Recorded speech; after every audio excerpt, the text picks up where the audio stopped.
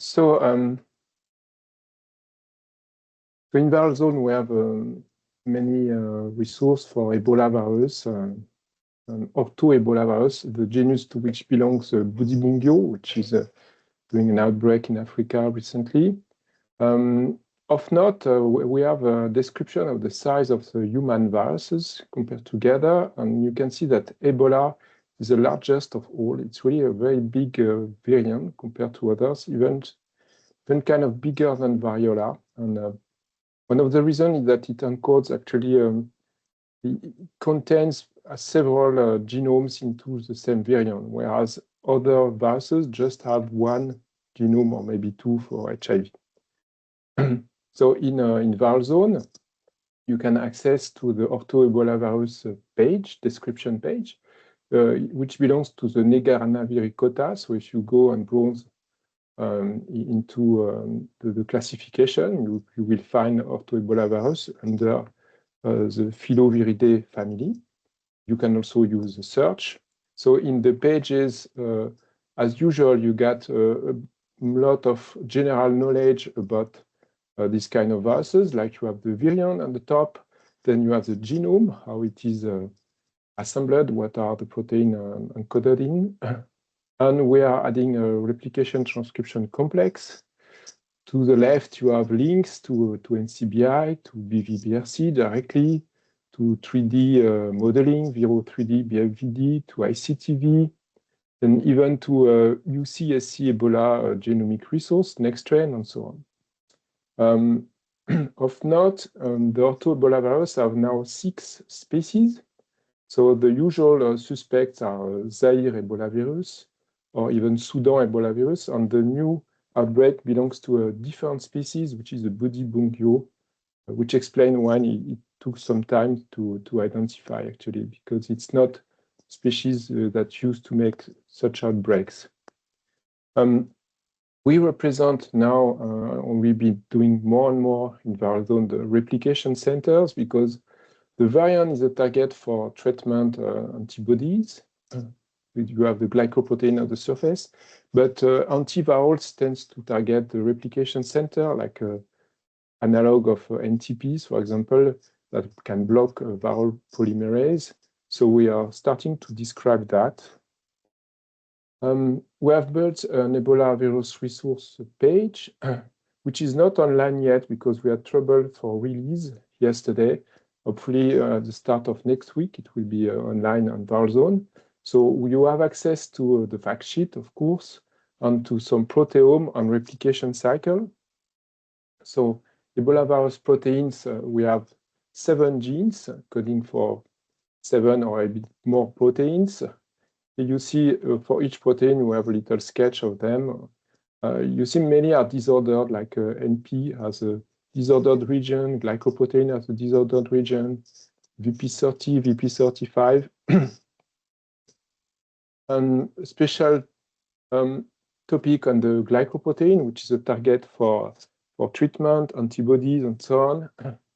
But the gene actually encodes for a short glycoprotein, and it needs to be edited, which is a special way in which the polymerase stutter on a special sequence and add a G, and then the real opening frame is open. So by default, only the GP is made, and it's a part of the glycoprotein which is exported and would modulate host immunity. On the left, you see the trimer that I made of Zaire GPC modeled by AlphaFold 3, and you see long loops like that, which are the mucin-like domain, which is completely disordered. So it's a domain we don't see in cryo-EM or in crystallization, but it exists and kind of protects the glycoprotein. And to finish, we have a life cycle of the Ebola virus, which is particular because of the size of the variant.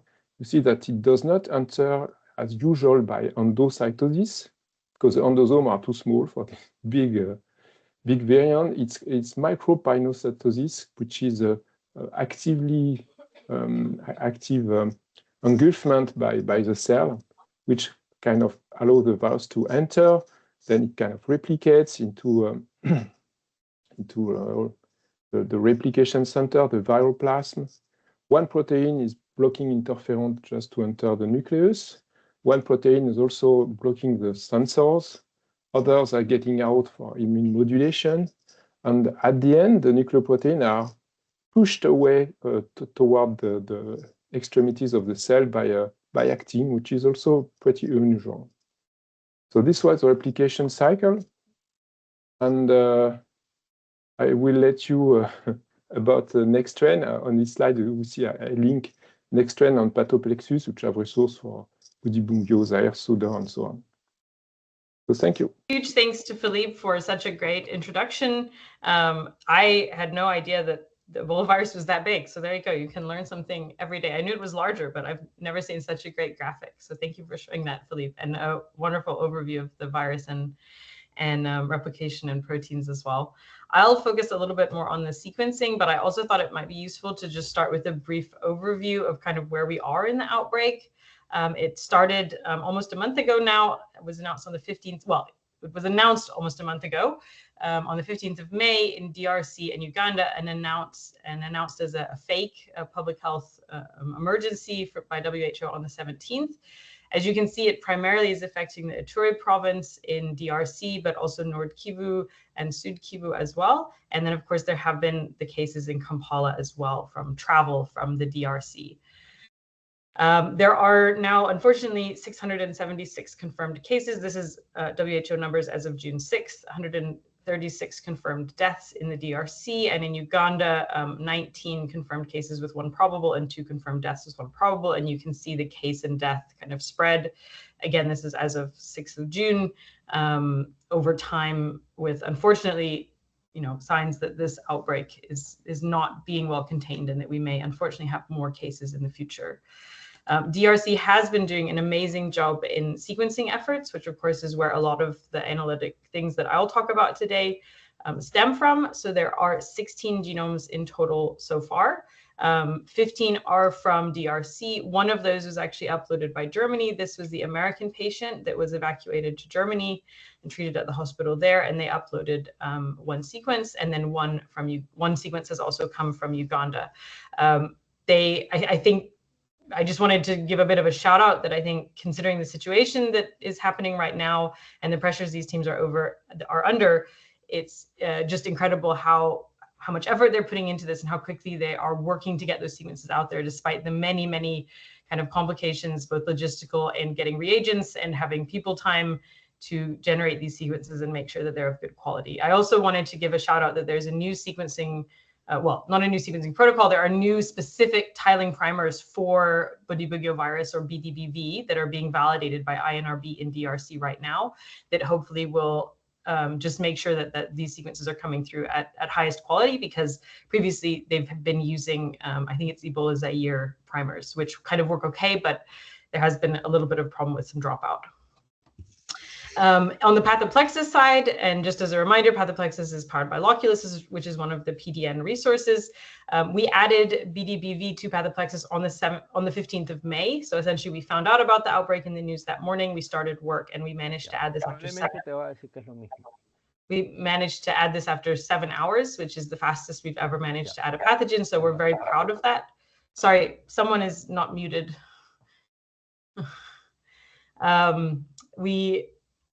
We actually managed to get BDBV onto Pathoplexus before the first sequences were off the sequencer, which is incredible, because of course I would say that's exactly what you want. You want to make that sequencing sharing available before the sequences are even ready to be shared, because then there's absolutely no delay in that sharing when they're ready to go. All of the sequences so far have been shared on Pathoplexus, all 16 sequences, and they've been shared as restricted use. So just as a reminder, that means that these sequences can be explicitly used for open informal analyses, things like blog posts, web apps, government reports, and things like this. And I'll give a few examples in just a second. But what this restricted use does mean is that you cannot publish or preprint on these sequences without the explicit consent of the original data generator. So in that case, that would be the teams in DRC or Uganda. And they kind of keep that privilege of publication for up to 1 year. But I really want to emphasize that public health work, response, communicating with governments, all of this is permitted with Pathoplexus. It's just the publication, the kind of credit part that's reserved, which particularly in cases like this is important because I imagine that DRC's priority right now is not publishing and they shouldn't be punished for that. They should have time to write up that publication when this crisis is over or is decelerating. So this is just a view of what those 16 sequences look like on Pathoplexus. I'm kind of imagining the slides might be shared. So there's a link on the left there where you can go and view these sequences directly. They've all been uploaded fairly quickly after the sequencing has happened. And this is just kind of pretending we click on one of those sequences. You can just get a bit of an overview of the kind of data that's shown. There is actually more on the page, but it doesn't all fit in a PowerPoint slide. Shows things like the restricted use, shows the sequencing date, the sampling date, some information about the geographic location, who's sequenced it, and how you can get in touch with the people that are sequenced it. And then also we've added recently this box over here where it actually shows the number of amino acid substitutions from the founder. So this is very useful again in outbreak scenarios because it allows you to kind of see where a sequence lies very quickly in relation to what we kind of would consider the genetic beginning of that outbreak. Oh, sorry, that's me highlighting that. And then I just wanted to do a little bit of highlighting of what having that data open means. So of course, we have the initial post. This is on virological. Some of you will be familiar with it. If not, it's worth checking out if you're into viruses because it's often the place where early analyses are not published, but kind of put up as blog posts. It's a great way of sharing information fast about outbreaks or pandemics. So this is the initial post by Placide Mbala of DRC, but it's actually a joint effort between DRC and Uganda to publish the initial evaluation of the first few sequences. And since then, as I was saying about the open use that's permitted by Pathoplexus, there have been more blog posts on virological where people have done things like estimate MRCAs, so most recent time to common ancestor, and the evolutionary rate, and done kind of analysis of what these viruses look like, which is exactly what we want in an outbreak. We want scientists to be able to access the data and look into things that could be important for response or for developing, what we will do about this virus. Of course, I have to talk about Nextstrain because this is another PDN resource. So this is how the Bundibugyo tree looks on Nextstrain. So these are two previous outbreaks of Bundibugyo down here. You can see the years. So these are from 2012, 2007, and then the recent outbreak is here at the top with the recent dates in 2026. So it is separate from these previous outbreaks. It's not directly related, so it's considered a new novel spillover from the reservoir.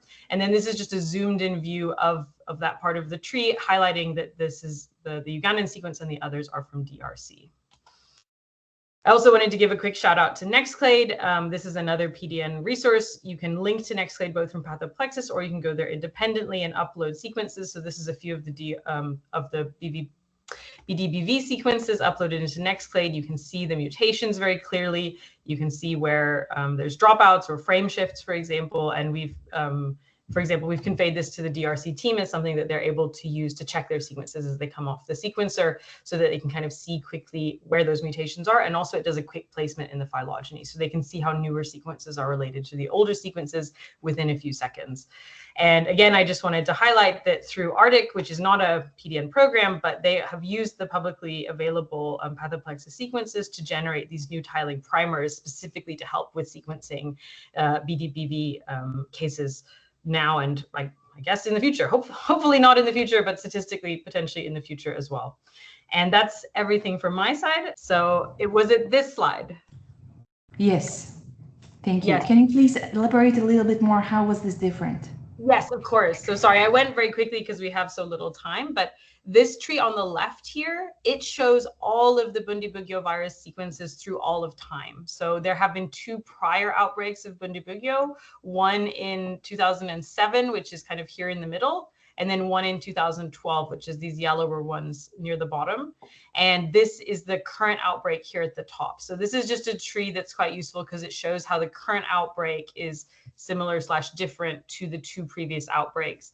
The very long branch lengths here are taken to indicate that these are independent spillovers from the natural reservoir, which I believe. Thanks a lot, because I didn't get the colors in very quickly.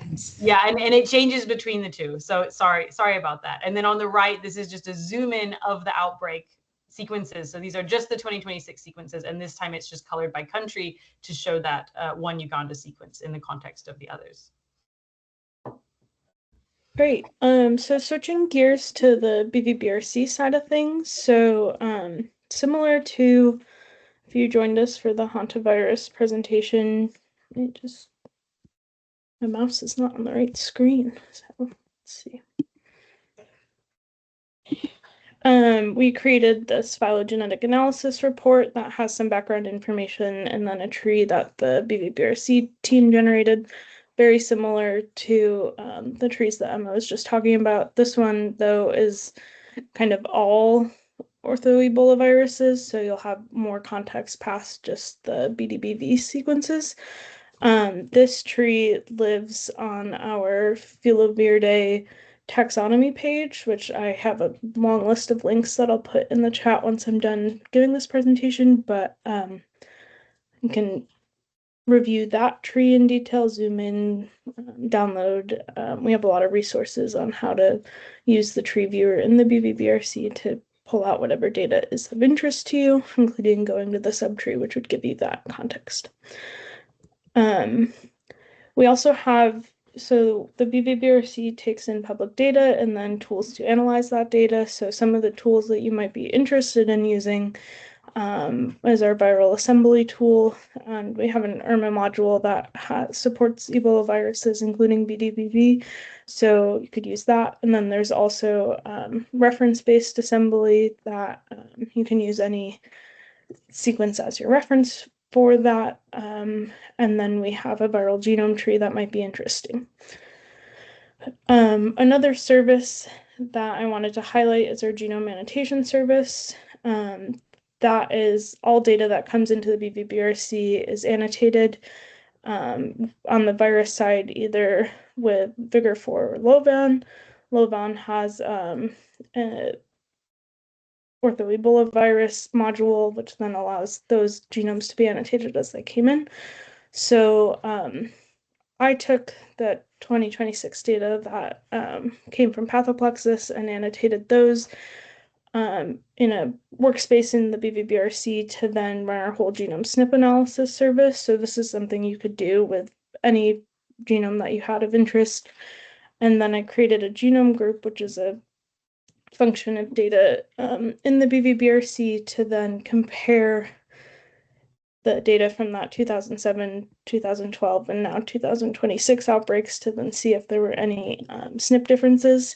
The whole genome SNP analysis services is a K-mer-based approach that uses K-SNP4 to identify SNPs and then estimate phylogenetic trees based on those SNPs. So I just wanted to quickly go through the output from that analysis. So started with all full-length genomes, which are about 48 that exist. Then it ran the SNP distribution, and there were 418 total SNPs, and a total SNP is every SNP that's identified within those given genomes. So within those 48 genomes, there were 418 SNPs. It has a threshold for majority SNPs, and you can set it at what you're interested in, but the majority SNP that it automatically set at is 50. So for 50% of the genomes, there were 358 SNPs, and then the core SNPs, those are present in all of the genomes that are analyzed, and there are 127 SNPs that meet that criteria. And none of the core SNPs are homoplastic, which is a good sign. There were some of the all SNPs and majority SNPs that were homoplastic, so those could be reviewed further.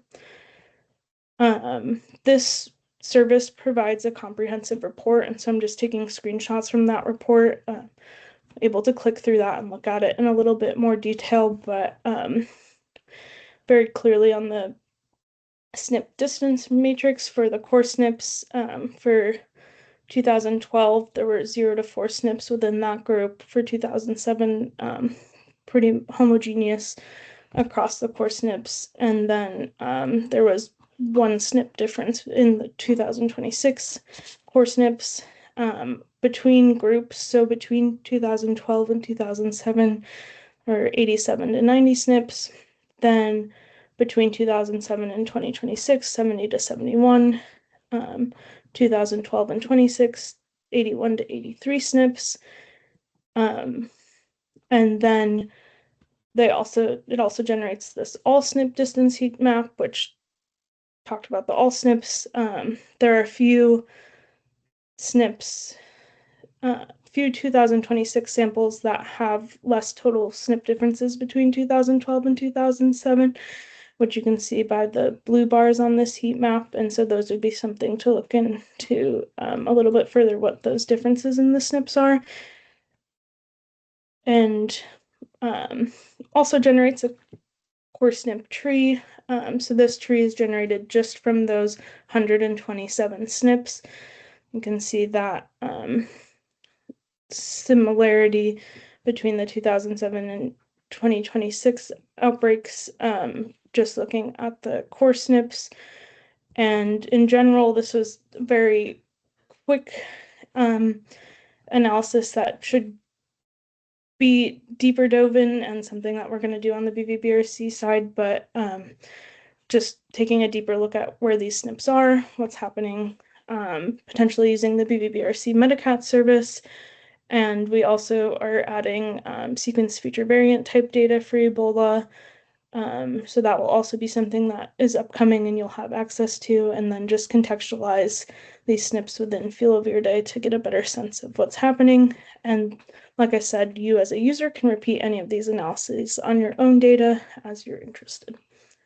So I will turn it over to Sergey, because I dropped a link to these slides into the chat, so you're welcome to look at them at your own leisure.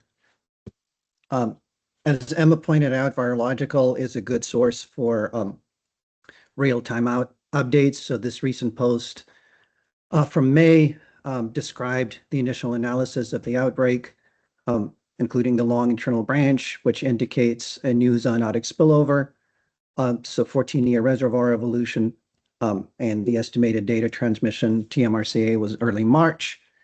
We saw a mild spike in Ebola-related job submissions to our selection server data monkey, so late May 27, such submissions. So the goal for today, and everything is linked and you can go and look at it by yourself, is to show you how you can use all of the BRC resources to do what would be considered a complicated analysis before, not touching a single piece of code and not using anything on your own machine. The evolutionary question I would like to address is that did 14 years of unobserved evolution, ultra-selective pressures in 2026? For my data sources, I went straight to Pathoplexus and PDN to pull out 68 curated genomes that have more than 18 kilobases, and then the NCBI RefSeq genome for bdbv to do the mapping. For the tool set, I used Caffeine-Pipeline, which is implemented in Galaxy and BRC Analytics to do everything end-to-end for selection analysis, and then interpret it for you. So programmatic data curation. So this was all done by agents. I didn't touch anything myself. This was all done by AI. And I have a GitHub at the end. You can go and replicate it yourself if you want. So this was pulled down from PDN using the Lapis API query to obtain bdbv genomes, remove and curate group 68 genomes into 34 foreground from May 2026, at least the ones that are there, and 34 background historical cohorts. Then this was passed off to automated again to Galaxy using a specific API to allow programmatic access to, in this particular case, the main Galaxy instance with Rutch and Tag. Texas Advanced Computing Center used Galaxy, which was used to execute 113 job caffeine workflow. So just run everything end to end. The agent programmatically pulls execution status, dynamically resolves everything, and caches JSON results. So here's a snapshot of what a result looks like. So as Philippe so elegantly pointed out, it's a large, physically large virus with 7 genomic segments. So here's a tree of what happens if you condense the tree only to unique sequences. So for these types of analyses, having copies of the same gene doesn't help you. So the purple, here's the new outbreak. There are 2 amino acid substitutions on the branch that leads to, and there's 17 total leaves. The ones in gray are your background references from previous outbreaks. I would like to point out that, you can link out to, say, BV-BRC resources, to identify, or Pathoplexus I already gave a shout out to for genomes, but BV-BRC also has curated links. You can also go to BV-BRC to pull out a PDB structure, annotate it, and in this particular case, as Philippe pointed out, a lot of in the glycoprotein, there's a large disordered region, which obviously is not in the structure. As I'll show you in the next slide, the interesting signals come from the disordered region, but what's shown here, because that's the only thing we can map, are the conserved amino acids, the ones that show evolutionary change but are under purifying selection. It's because this is a trimer in a configuration here with an antibody. You have 3 copies of each protein, and you can click around and look to see what happens in other proteins. So it's all annotated for you as well, so you can see what the substitutions are and whatnot. If you look at what happens in the entire genome, here's the cartoonish representation of the genome with the 7 segments. The sites that are shown in reference coordinates for this gene, and again, this is all back to the NCBI reference genome, so this is a coordinate system. The red ones are the ones where there's some evidence of differential selection in the new outbreak. The ones that are in blue are purifying selection, and these dots and triangles are just SNP maps, right? So, different from reference and polymorphic sites in outbreak. So there's not that much going on, really. I mean, there's some minor signal, but this is for comparative analysis, there's very little genetic diversity. So the mean genetic distance between isolates across the entire genome is 0.5%. So that limits the statistical power to find anything. Fortunately, I hope it doesn't progress to the point where we collect more sequences and get more evolution, but that's where we are now. To boost power, and again, I'm going through this very quickly, so if you want to look at context. So there was a specific analysis that was recently published by me and our collaborators to try to boost the power across low divergence genomes, which tries to basically estimate across the entire gene if there's any evidence of selection change, right? Purifying, diversifying, or relaxed. So long story short, there's no difference between the 2026 outbreak and either the ancestral branch, so the spillover time period, or the previous outbreaks from 2007 and 2012. As for BRC analytics, so I showcased one workflow, which is caffeine, but there's a bunch of other stuff that you can access through BRC analytics. So you can do consensus assembly, selection, variant calling, annotation. Interestingly enough, I was not able to find any SRA data for this recent outbreaks. Everything seems to be submitted as assembled consensus sequences, which is okay, but you can't really do minority variant. You can't do anything intra-host, which may or may not be relevant in this case. And to cap it all, this was all done through agentic workflow. There's a link to a GitHub repo, which you can download.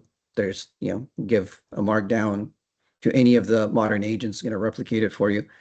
So it's programmatic control, pull everything down, use APIs on 2 of the 3 BRC resources, self-correcting loops, and importantly, it's all run on public infrastructure. So, the workflow is defined in the workflow repository, standardized through Dockstore, and it's dynamically deployed on public infrastructure. And this analysis takes about 30 minutes to run end to end.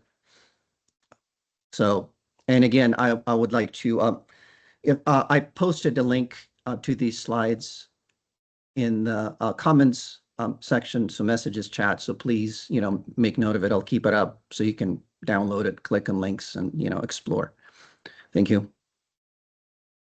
And all of the links. Good morning, everyone. I just have maybe I missed it because I joined the call probably 5-10 minutes late.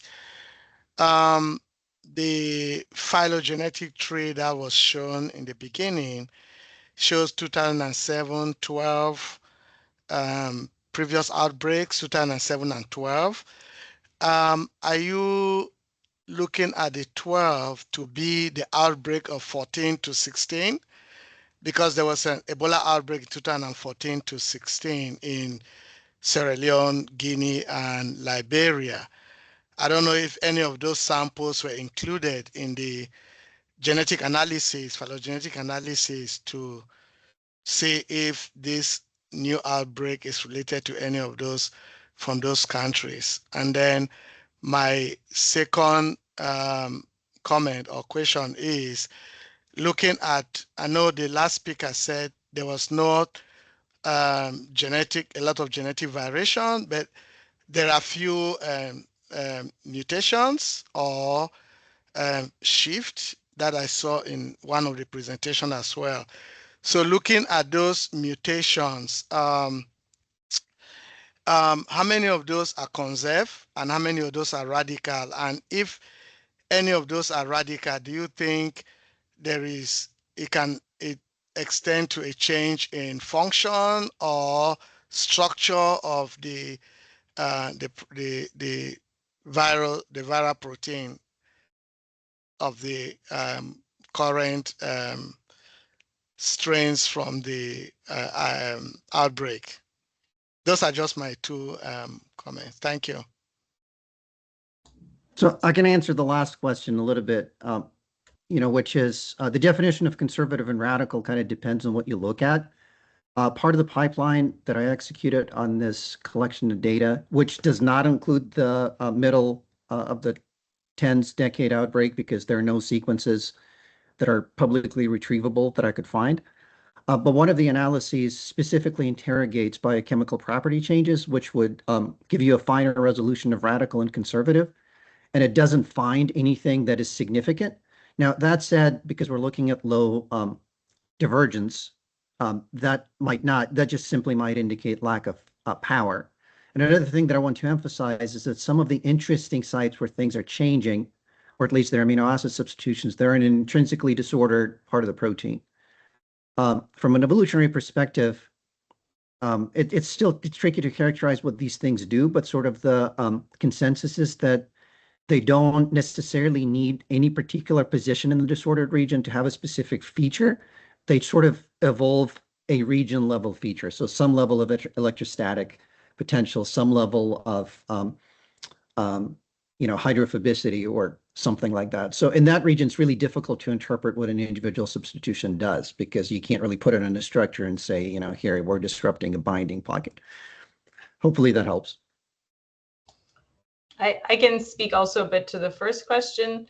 So there's been a few trees flashed up, but in the tree that I showed, this was a tree just of the Bundibugyo species of Ebola. So this is just the 3 outbreaks that have taken place of Bundibugyo or BDBV, and the 2016 outbreak was Ebola Zaire. So it's a slightly different Ebola. One can still definitely make a tree that includes that, as was shown also, but we just included the Bundibugyo sequences in our tree.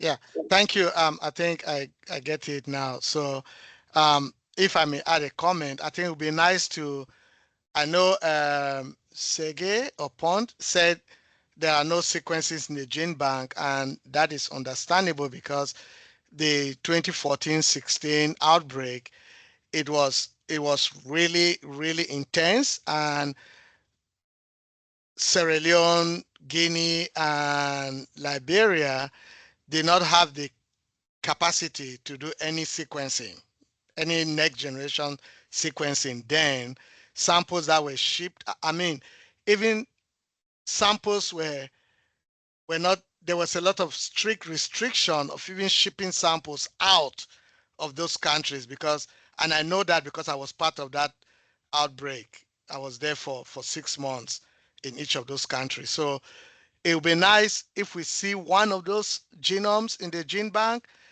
throw it in the tree so that it is a complete representation of what outbreaks we've seen so far in the African continent. Thank you. I think what Sergey meant is not genomes in gene bank. He meant primary read level data. That primary read level data is extremely valuable. Yes, sir. But it's nowhere to be found. Yes, sir. Thank you so much. Yeah. So I was just going to point out, sorry, not to belabor the point, but Emma made a very clear, critical distinction that this is a different Ebola virus. And just make a note, of this presentation, of this slide deck. I actually have another instance doing exactly the same thing for Zaire, including 2015-14 sequences, the ones that are available. So I'll just add it to the end of the slide deck, probably, sometime in the next day or two. So you can come back and check to see what that does.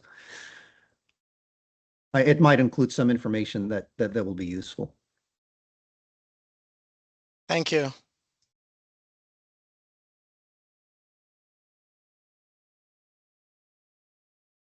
Any other questions? I think we addressed everything in the chat. So another question, sorry. In this outbreak, I've not been out in the field for this current outbreak. Are there plans to use any of the previous vaccines that were used in Sierra Leone, Guinea, and Liberia?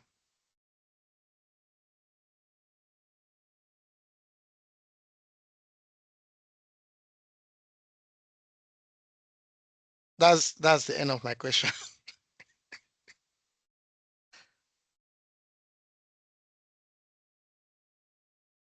I think in the end, you're going beyond the expertise of most of the people on this call at this point, and any information that we might have would only be second or third hand.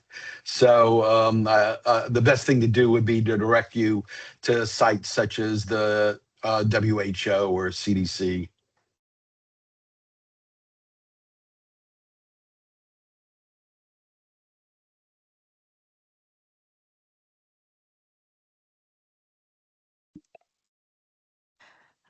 Anna, there's also comment from Reed. I don't know any other speakers saw that. Reed Chapman in the chat. Yeah. If any other have any comments additional to that. Yeah, I think it was in response to Sergey showing the protein analysis. So taking seemed just like great work, Sergey. But if there's anything else you want to add on that, happy to hear it.